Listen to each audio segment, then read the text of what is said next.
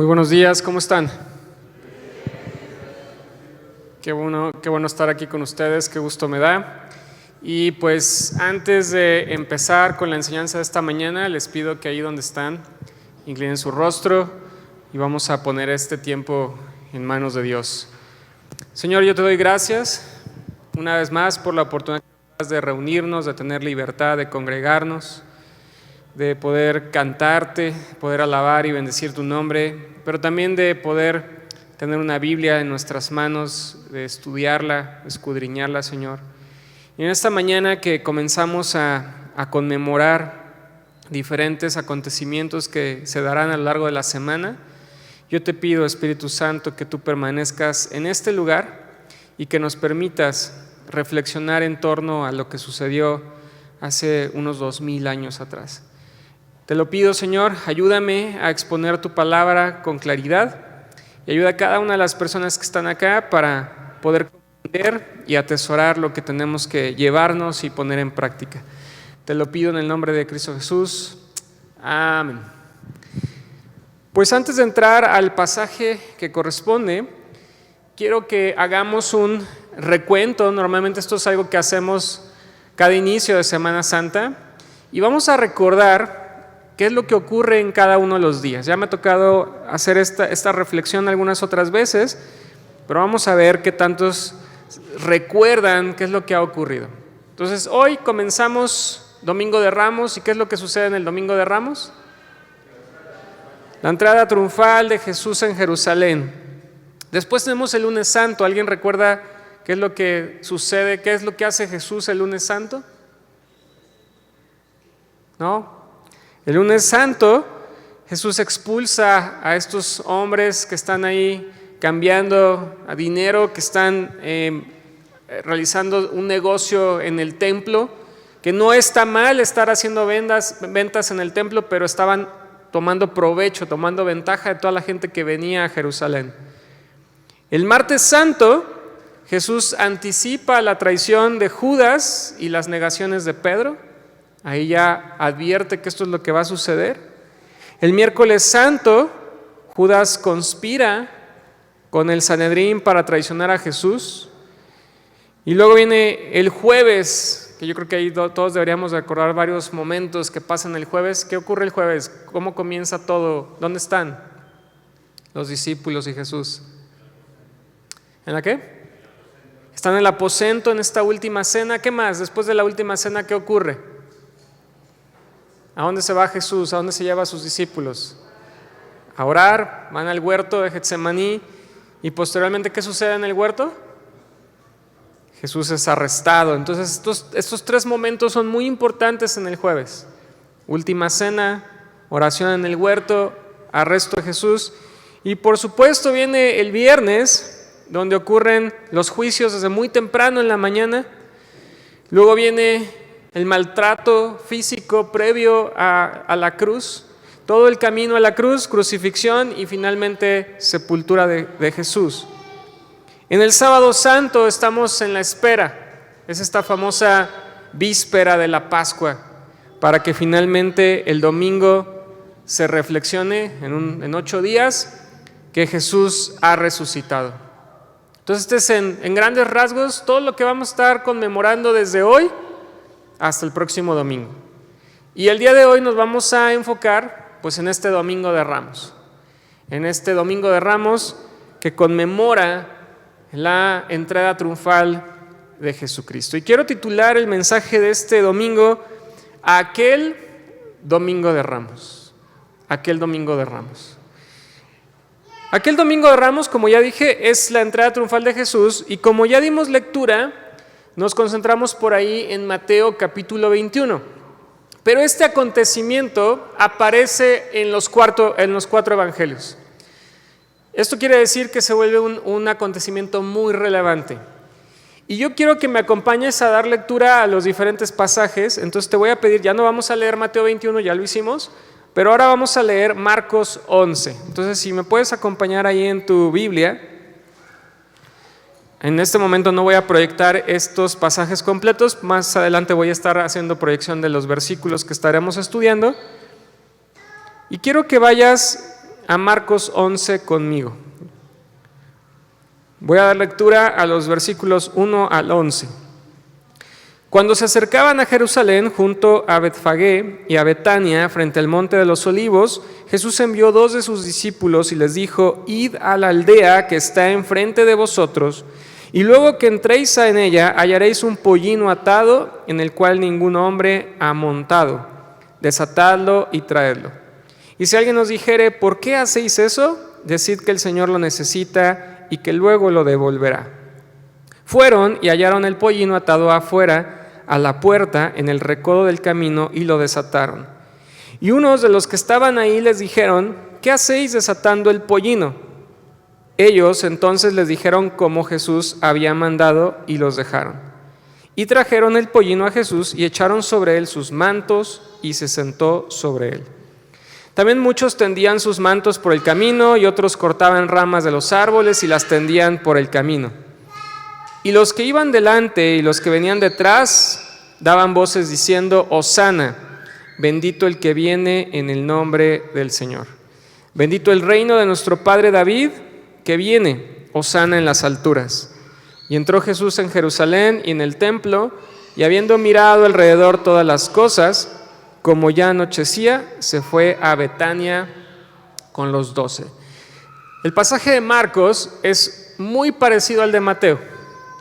Pero ahora vamos a leer Lucas y quiero que trates de distinguir algunas pequeñas diferencias o elementos que aparecen en Lucas y que no aparecen en Marcos. Entonces vamos a Lucas, capítulo 19, versos 28 al 39. Lucas 19, versos 28 al 39. De hecho, voy a leer hasta el verso 40. Dice así: dicho esto, iba adelante subiendo a Jerusalén, y aconteció que llegando cerca de Betfagé y de Betania, al monte que se llama de los Olivos, envió 2 de sus discípulos, diciendo: id a la aldea de enfrente, y al entrar en ella hallaréis un pollino atado, en el cual ningún hombre ha montado jamás. Desatadlo y traedlo. Y si alguien os preguntare: ¿por qué lo desatáis?, le responderéis así: porque el Señor lo necesita. Fueron los que habían sido enviados y hallaron como les dijo. Y cuando desataban el pollino, sus dueños le dijeron: ¿por qué desatáis el pollino? Ellos dijeron: porque el Señor lo necesita. Y lo trajeron a Jesús, y habiendo echado sus mantos sobre el pollino, subieron a Jesús encima, y a su paso tendían sus mantos por el camino. Cuando llegaban ya cerca de la bajada del monte de los Olivos, toda la multitud de los discípulos, gozándose, comenzó a alabar a Dios a grandes voces por todas las maravillas que habían visto, diciendo: bendito el Rey que viene en el nombre del Señor, paz en el cielo y gloria en las alturas. Entonces los fariseos de entre la multitud le dijeron: Maestro, reprende a tus discípulos. Él respondiendo les dijo: os digo que si estos callaran, las piedras clamarían. Y un pasaje más, muy breve, que aparece en Juan, capítulo 12. Mismo acontecimiento, pero algunos elementos distintos. Juan, capítulo 12, versos 12 al 15. El siguiente día, grandes multitudes que habían venido a la fiesta, al oír que Jesús venía a Jerusalén, tomaron ramas de palmera y salieron a recibirle y le clamaban: Hosana, bendito el que viene en el nombre del Señor, el Rey de Israel.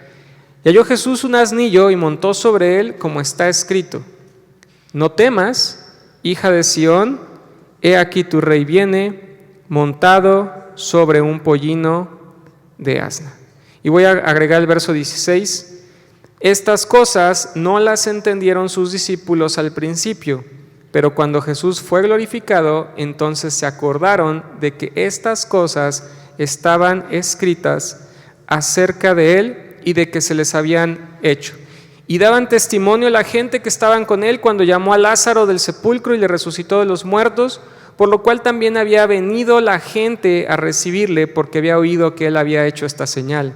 Pero los fariseos dijeron entre sí: ¿ya veis que no conseguís nada? Mirad, el mundo se va tras él.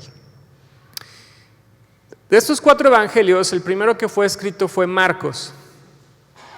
Marcos es el primer evangelio que se escribe y muy parecido en fechas está ahí Mateo, Lucas, muy similar. Y el último de estos 4 evangelios es Juan. Vamos a retomar algunas de las cosas que acabamos de leer, pero lo primero que les quiero decir es que este Domingo de Ramos es un acontecimiento de los más importantes en el ministerio de Jesús, no solo para las personas en el tiempo de Jesús, sino también para nosotros. Sigue siendo muy relevante y hoy vamos a resaltar algunas cosas para mostrar por qué es importante.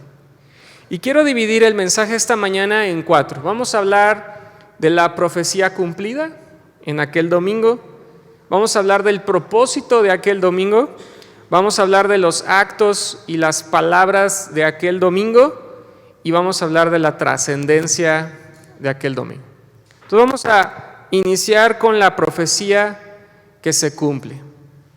Por ahí leíamos, tanto en Mateo, y yo voy a resaltar aquí ahora en la nueva versión internacional, Mateo 21, versos 4 al 5, y después vamos a ver también en Juan.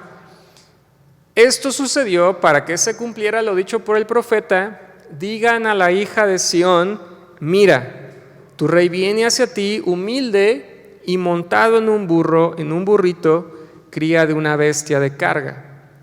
Y Juan hace una referencia muy similar.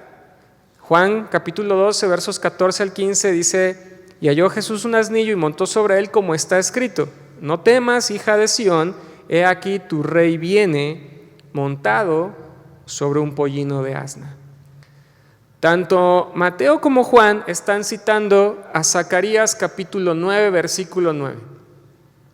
Y es importante resaltar que esta profecía se da por ahí del año 480 antes de Cristo, es decir, unos 500 años antes de Cristo se hace esta profecía.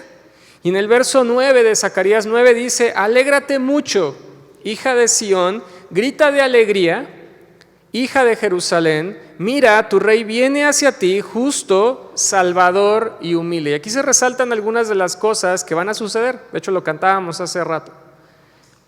Tu rey viene, justo, salvador y humilde. Y viene montado en un asno, en un pollino, cría de asna. Si ustedes siguen leyendo Zacarías 9, a partir del versículo 10 todo indica que ya se trata de la segunda venida de Cristo.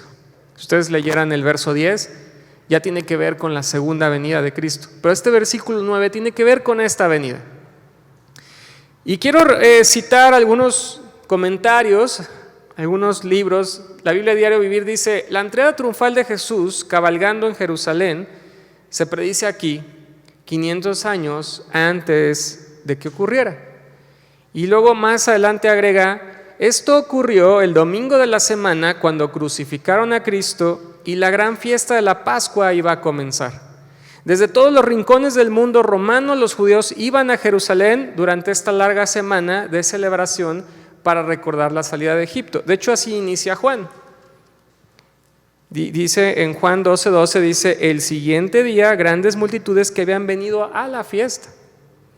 Y también la Biblia Diario Vivir dice: el mismo acontecimiento muestra la manera en que las palabras del profeta se cumplieron por medio de las acciones de Jesús, probando que era el Mesías. La llegada de Jesús a Jerusalén en el pollino destaca su naturaleza mesiánica, pero también su humildad. ¿Por qué su humildad?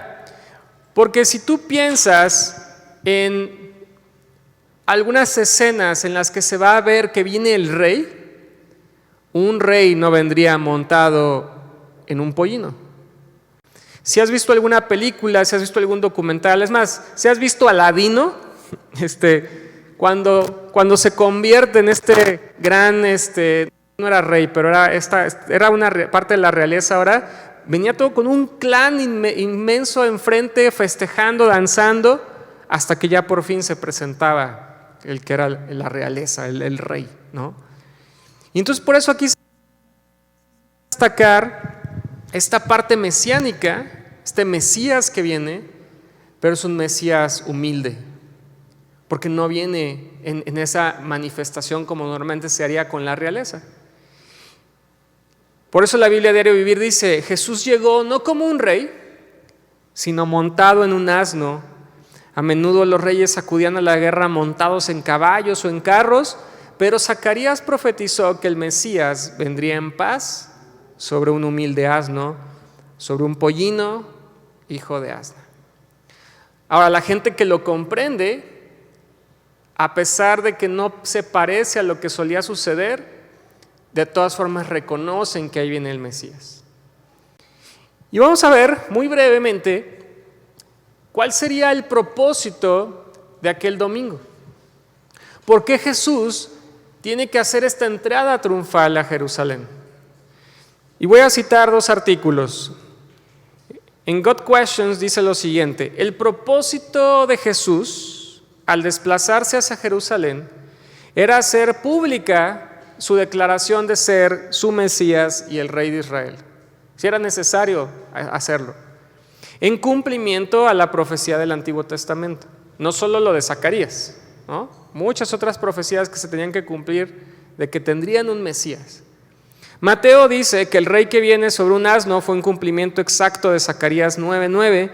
Jesús iba en un asno hacia su ciudad capital como un rey victorioso y es aclamado por el pueblo como era la costumbre. De hecho, todavía sucede.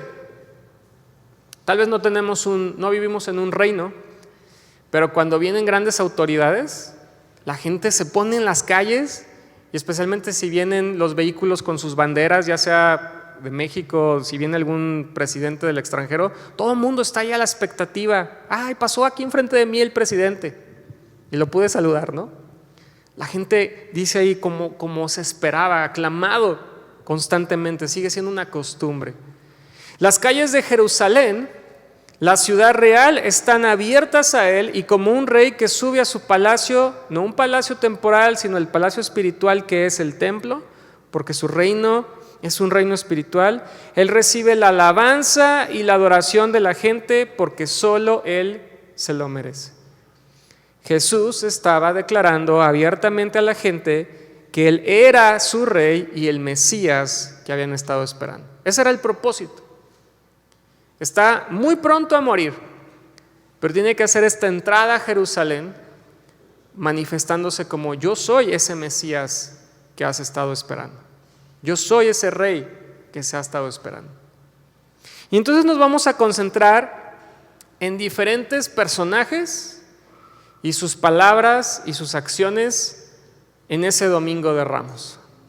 Vamos a platicar de 3 bloques. Vamos a hablar de la multitud, vamos a hablar de los discípulos y vamos a hablar de los fariseos. Y vamos a estar haciendo referencia a los diferentes evangelios. Y vamos a comenzar entonces con la multitud. Vamos a ver qué ocurre con la multitud. Primero que nada, Mateo 21, verso 8 dice: había mucha gente que tendía sus mantos sobre el camino. Otros cortaban ramas de los árboles y las esparcían en el camino. Marcos 11, verso 8 dice prácticamente lo mismo. Muchos tendieron sus mantos sobre el camino, otros usaron ramas que habían cortado en los campos. Lucas dice: a medida que avanzaba, la gente tendía sus mantos sobre el camino. De hecho, si yo pudiera cambiarle el nombre al Domingo de Ramos, tendría que ser el Domingo de los Mantos. Y ahora te voy a explicar por qué. God Questions dice que el colocar los mantos fue un acto de homenaje a la realeza. Y Compelling Truth dice: este acto de colocar mantos o ramas de palma en el camino era un acto generalmente utilizado para un rey o un gobernante importante. Déjame resaltarte como ejemplo lo que ocurre en el 2 libro de Reyes, capítulo 9. Solo es un ejemplo para que veas que esto es algo que se ocupaba. En el segundo libro de Reyes, capítulo 9, te estoy hablando del año 841 a.C., está el rey Jehú. Dice, Jehú se levantó y entró en la casa, entonces el profeta Eliseo lo ungió con el aceite y le declaró, así dice el Señor Dios de Israel, ahora te unjo como rey sobre mi pueblo Israel. Están ungiendo un nuevo rey, Jehú. Y versos más adelante, en los versos 12-13, dice, Jehú admitió, esto es lo que me declaró palabra por palabra, así dice el Señor, ahora te unjo como rey de Israel. Dicho esto, todos se apresuraron a tender sus mantos sobre los escalones a los pies de Jehú. Luego tocaron la trompeta y gritaron, ¡viva el rey Jehú! ¡Hosana! Y están tirando sus mantos. ¿Me pasas la chamarra, Beto, por favor? Mira, Alice me hizo favor de prestarme su chamarra Obed sin saber lo que yo iba a hacer. Pero déjame explicarte algo que ocurre con los mantos. Los mantos sería el equivalente a prendas que eran muy características de ciertas personas. Casi siempre solamente podías tener un manto. Y entonces, por ejemplo, casi siempre cuando imaginamos a Jesús, la manera en la que lo han ilustrado, lo han pintado, pensamos que su manto normalmente lo pintan con un manto o azul o en otras ocasiones como un manto rojo, ¿no? Pero era como si fuera su prenda que lo cubría. Podía ser una prenda para abrigarle, podría ser una prenda para protegerlo del sol, podía ser también una prenda que se convertía en una frazada, podía ser una prenda que si la hacías bolita se volvía tu almohada, podía ser la prenda que si la hacías bolita se volvía un cojincito, pero era una prenda que constantemente se portaba. Bere de repente me echa carrilla porque en temporada de frío, por ejemplo, yo suelo como profe vestirme con suéter, ¿no? Entonces me caracteriza que traigo un suéter, constantemente camisa y suéter, camisa, suéter, camisa, suéter. Eso es como se vuelve una especie de patrón de la manera en la que me he visto, aunque no tenga uniforme. Pero me podrían distinguir de esa manera. Ya cuando hace calor, pues no necesariamente no necesita el suéter. Pero hoy día tenemos un closet. Hoy día vas y entonces dices, pues hoy me voy a poner la camisa a rayas. No, mañana me voy a poner la camisa a cuadros. No, hoy me voy a poner la chamarra azul. No, mañana me pongo la chamarra café. Acá era rarísimo que se pudiera tener eso. Era tu manto. Y entonces ese manto te caracterizaba, ese manto era parte de tu identidad, ese manto era quién eras tú, ese manto era muy importante. Ahora, Obed trae esta chamarra, la verdad, muy bonita. Todavía huele como a nueva todavía, Obed. Y entonces imagínate que ante la presencia de una autoridad, todos se quitaban su manto y se tenía que poner sobre el piso. Y se hacía una hilera de todos los mantos.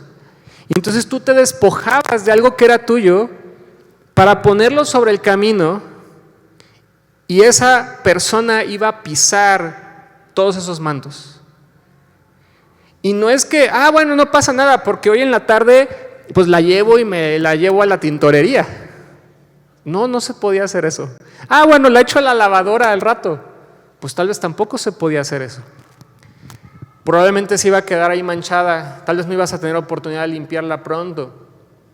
En el caso de Jesucristo, no solamente es la gente, ahora, ubica a la gente que estaba descalza, sucia, caminos feos, no se estaban lavando los pies. Y Jesús además iba a pasar con un pollino. Si a ustedes les ha tocado ver animales que van caminando, pues los animales no se detienen en la orilla del camino a hacer sus necesidades. El caballo va y va haciendo y sigue caminando. Lo mismo con el asno, lo mismo con el pollino. Por eso te ibas a quitar parte de tu identidad y le ibas a arrojar a los pies de alguien que considerabas sumamente especial, porque lo que querías es que justo esa persona no pisara un camino que tal vez no era digno de un rey, de un gobernante, de una realeza. Y entonces por eso, no, espérame, Pisa mi chamarra, pisa mi suéter, pisa mi abrigo, pisa mi manto, pasa sobre mi manto. Era un símbolo también de la persona de humillarse delante del que reconocían tenía que ser honrado en ese día. Y eso es algo que le está ocurriendo a Jesús. La gente se despoja de sus mantos. Y imagínate, no sé cuántos metros tuvo que haber trasladado, pero sí me imagino que era manto sobre manto y tal vez alguien corriendo y diciendo, no, espérate, ahí ya no hay un manto, entonces ahí agarrar el tuyo y otra vez ponerlo más adelante y otra vez iba a ser pisoteado ese manto. Pero era una manera de honrar a la persona, en este caso a Jesús. Y no solo eso, no solamente se despojaban de sus mantos. Lo iba a pisar Obed, pero no quise pisar tu chamarra. Me dio pena. No solo eso, sino que en Mateo 21:9 también gritaban algo. Se despojaban de su manto y además decían, tanto la gente que iba delante de él como la que iba atrás gritaba, Hosana al Hijo de David, bendito el que viene en el nombre del Señor, Hosana en las alturas. En Marcos 11 dicen algo muy similar, Hosana, bendito el que viene en el nombre del Señor, bendito el reino venidero de nuestro Padre David, Hosana en las alturas. La gente sabía que el rey vendría de la familia de David. Entonces por eso reconocían en ese momento, aquí viene el rey, Hosana. Y Hosana es esta expresión en hebreo que significa salva ahora. Salva ahora, una exclamación de alabanza. Y daban un cumplimiento a esa profecía de Zacarías. Están reconociendo que en ese pollino viene el rey. Están recordando, claro, Zacarías lo había dicho y ahí está Jesús montado en un pollino.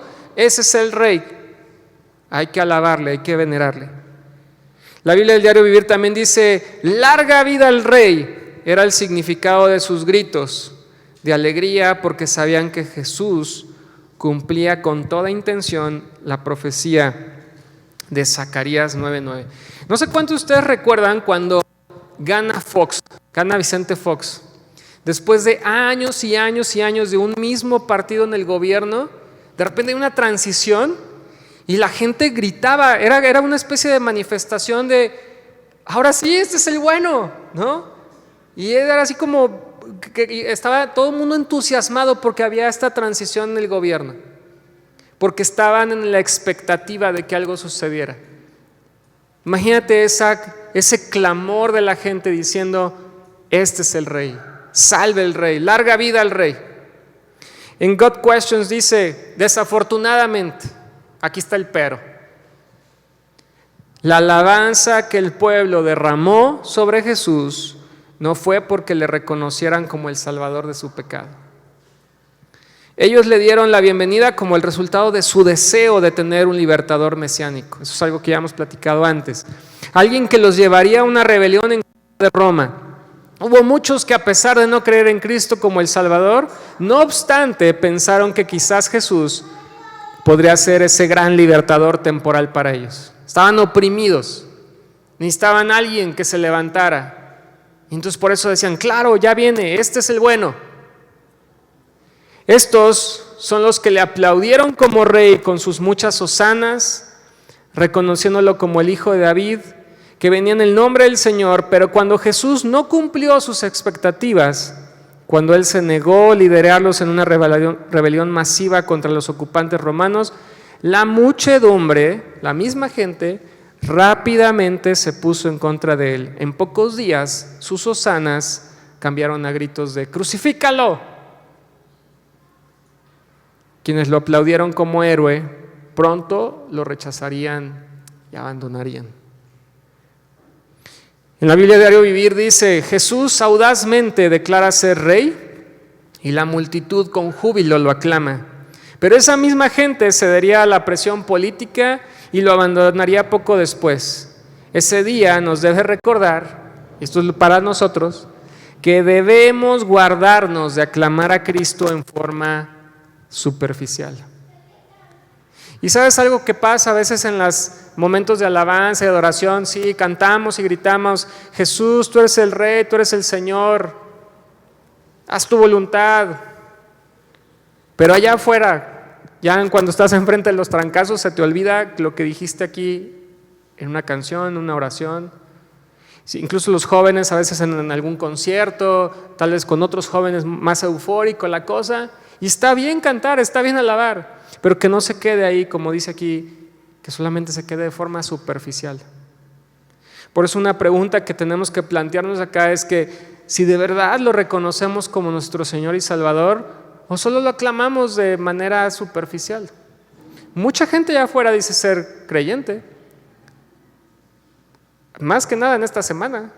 Muchos van a chutarse todas las misas y reuniones de esta semana, muchos. Pasa el domingo de resurrección y ya parece que no pasó nada, porque ya cumpliste. Entonces hay que tener esa cautela. Siguiente grupo de personas. Tenemos la multitud. También están los discípulos.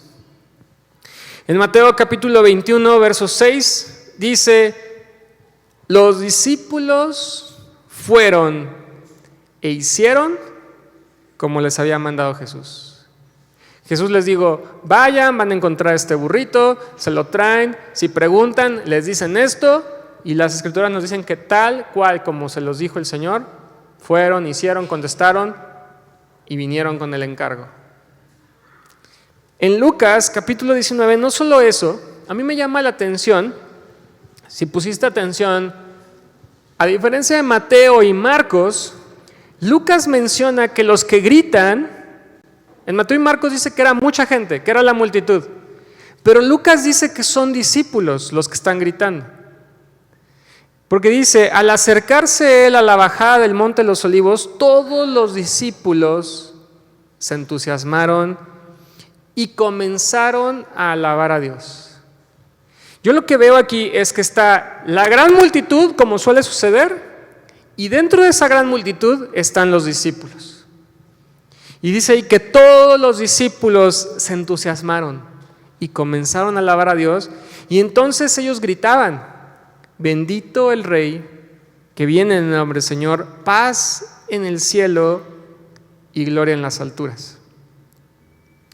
Paz en el cielo y gloria en las alturas.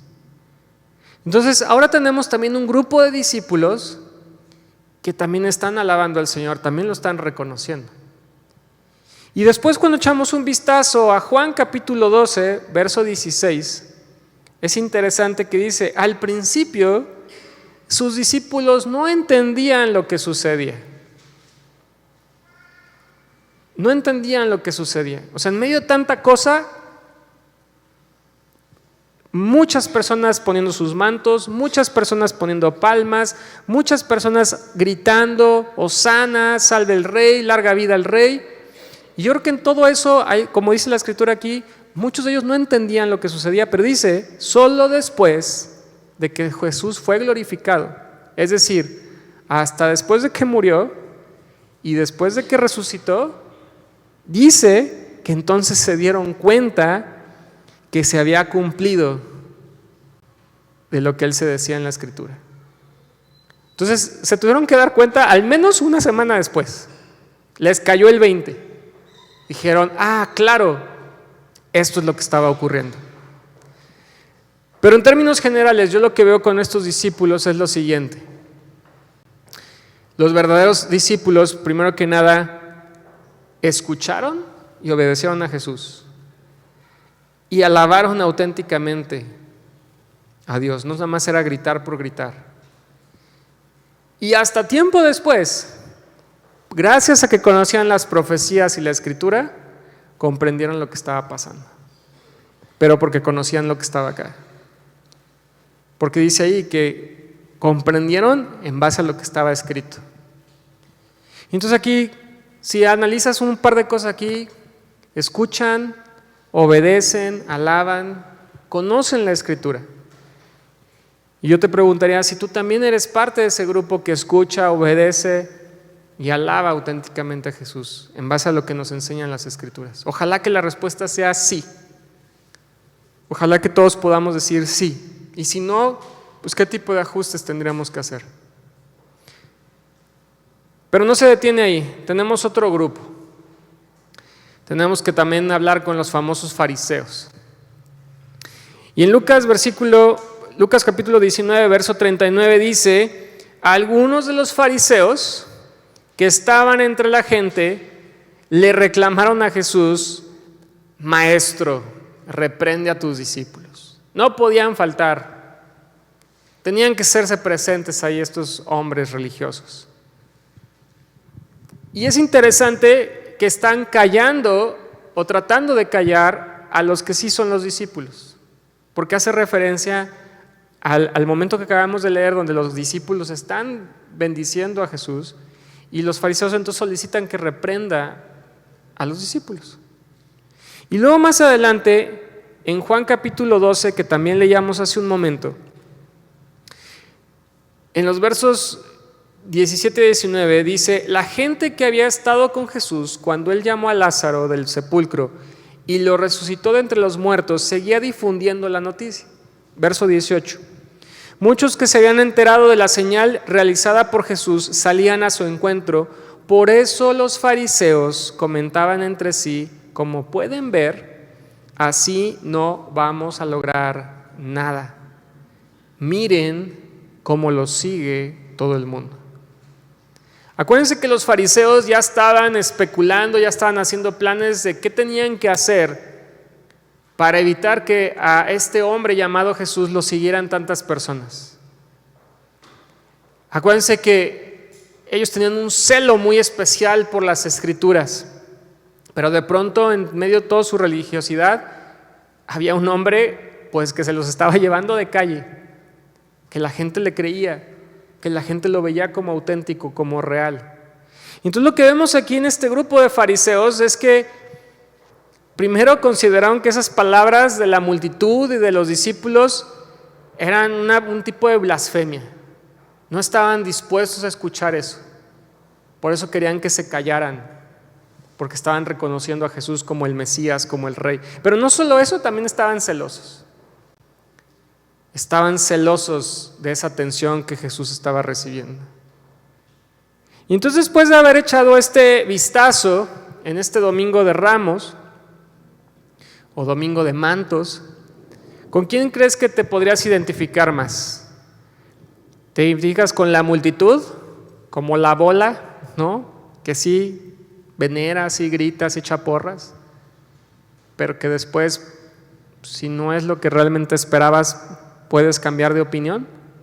¿Te identificas como los discípulos? De hecho, en varios evangelios incluso se hace referencia que fueron 2 los discípulos que estuvieron yendo a traer el asno, y luego vemos a estos otros discípulos, no sabemos cuántos, que están también honrando al Señor. ¿Te identificas con ellos? ¿Como esos seguidores fieles, verdaderos? O tal vez te identificas con los fariseos, que siempre tienen que ver un pero, siempre algo de lo que se tiene que quejar en torno a Jesús y a sus seguidores. Siempre hay este celo de que hay algo que no está justo aquí, no debería estar ocurriendo así. ¿Con quién de ellos te identificas? Y no solo eso, les decía también que como un cuarto elemento tenemos que platicar de la trascendencia de ese domingo. ¿Por qué se vuelve tan importante para nosotros? Y quiero leerte un par de cosas que tomo de 2 artículos diferentes. En el caso de God Questions dice: la historia de la entrada triunfal está llena de contrastes, y esos contrastes tienen aplicaciones para los creyentes. Es la historia del rey que vino como un siervo humilde en un asno, no presumiendo en un corcel, no en vestiduras reales, sino con la ropa de los pobres y los humildes. Jesucristo no viene a conquistar a la fuerza como los reyes de la tierra, sino a conquistar con amor, gracia, misericordia y su propio sacrificio en favor de su pueblo. Su reino no es de ejércitos y de esplendor, sino de humildad y servicio. Él no conquista las naciones, sino los corazones y las mentes. Su mensaje es de paz con Dios, no de una paz temporal. Y me encanta esto que está resaltado aquí. Si Jesús ha hecho una entrada triunfal en nuestros corazones, Él reina ahí en paz y amor. Como sus seguidores exhibimos las mismas cualidades y el mundo ve el verdadero Rey triunfante viviendo y reinando en nosotros. Va mucho más allá de un Jesús entrando a Jerusalén. Se trata de este Jesús entrando en nuestros corazones también. Y Compelling Truth dice algo similar, dice: hay muchas razones por las que la entrada triunfal de Jesús fue importante. Sirvió como un cumplimiento de la profecía para reconocer su rol y preparó el camino para los eventos que condujeron a su muerte y resurrección.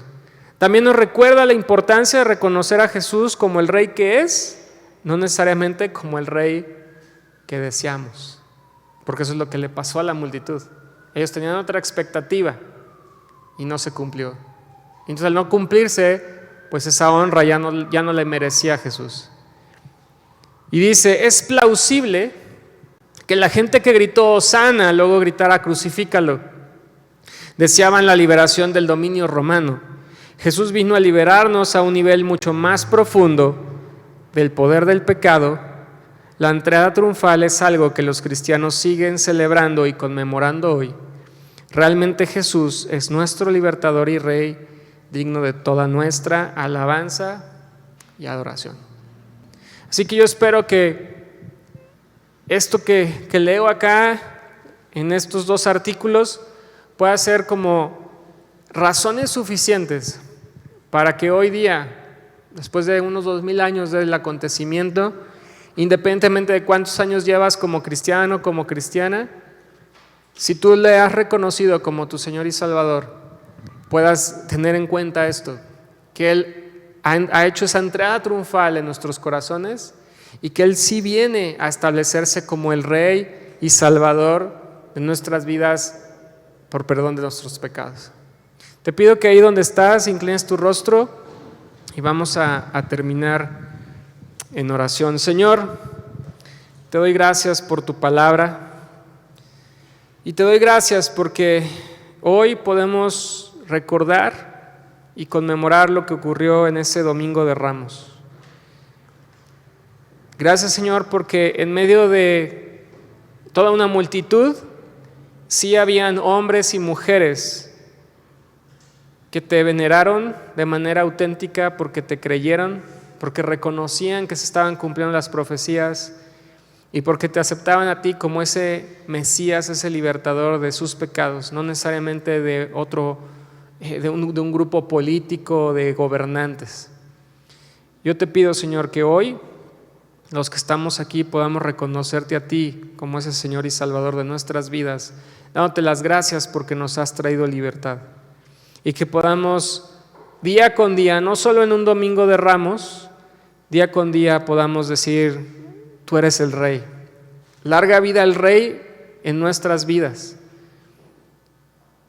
Hosana, bendito. Permanece entre nosotros, bendice a tu iglesia. Ayúdanos, Señor, a no ser como la multitud que de un día a otro, de unos días a otros, cambia de opinión y cambia su discurso y cambia sus mensajes. Tampoco queremos ser como los fariseos que tenían este celo incorrecto, que se creían muy religiosos pero no lograban reconocer quién eras tú realmente, Señor. Te pido que nos libres de ser parte de esos grupos. Te pido todo esto en el nombre de Cristo Jesús, y todos dicen amén. Que el Señor les bendiga.